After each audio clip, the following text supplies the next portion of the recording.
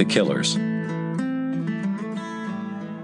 The door of Henry's lunchroom opened and two men came in. They sat down at the counter. "What's yours?" George asked them. "I don't know," one of the men said. "What do you want to eat, Al?" "I don't know," said Al. "I don't know what I want to eat." Outside it was getting dark. The street light came on outside the window. The two men at the counter read the menu. From the other end of the counter, Nick Adams watched them. He had been talking to George when they came in. "I'll have a roast pork tenderloin with applesauce and mashed potatoes," the first man said. "It isn't ready yet." "What the hell do you put it on a card for?" "That's the dinner," George explained. "You can get that at 6 o'clock. George looked at the clock on the wall behind the counter. "It's 5 o'clock. "The clock says 20 minutes past 5, the second man said. "It's 20 minutes fast." "Oh, to hell with the clock," the first man said. "What have you got to eat?" "I can give you any kind of sandwiches," George said. "You can have ham and eggs, bacon and eggs, liver and bacon, or a steak."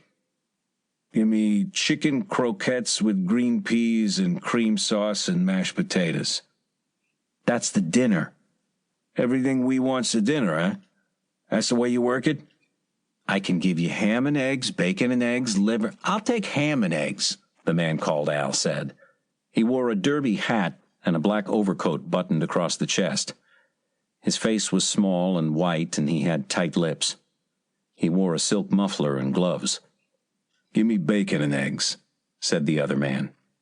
He was about the same size as Al. Their faces were different, but they dressed like twins. Both wore overcoats too tight for them. They sat leaning forward, their elbows on the counter. "Got anything to drink?" Al asked. "Silver beer, bevo, ginger ale," George said. "I mean, you got anything to drink?" "Just those I said." "This is a hot town," said the other. "What do they call it?" "Summit." "Ever hear of it?" Al asked his friend. "No." "What do you do here nights?" Al asked. "They eat the dinner," his friend said. "They all come here and eat the big dinner." "That's right," George said. "So you think that's right?" Al asked George. "Sure. You're a pretty bright boy, aren't you?" "Sure," said George. "Well, you're not," said the other little man. "Is he, Al?" "He's dumb," said Al. He turned to Nick. "What's your name?" "Adams." "Another bright boy," Al said. "Ain't he a bright boy, Max?" "The town's full of bright boys," Max said. George put the two platters, one of ham and eggs, the other of bacon and eggs, on the counter.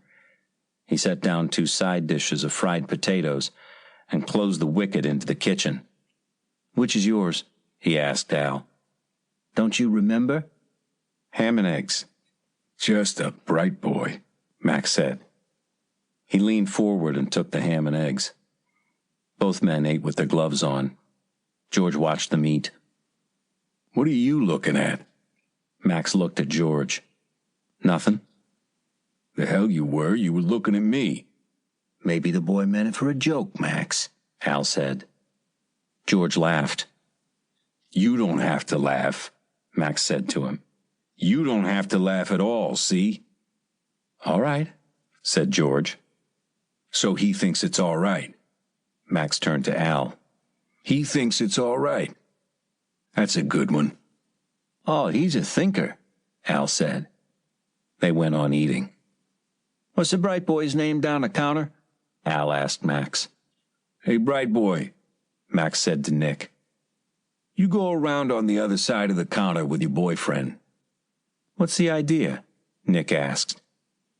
"There isn't any idea." "You better go around, bright boy," Al said. Nick went around behind the counter. "What's the idea?" George asked. "None of your damn business," Al said.